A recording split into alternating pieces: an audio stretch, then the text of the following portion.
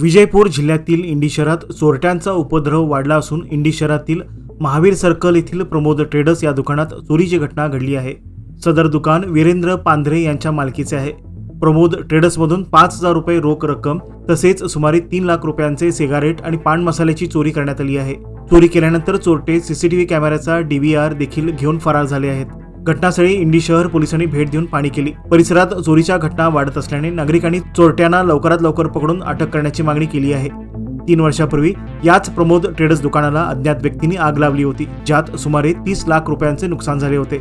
आता ही चोरी देखील मुद्दाम केली असल्याचा संशय दुकान मालकांनी व्यक्त केला आहे।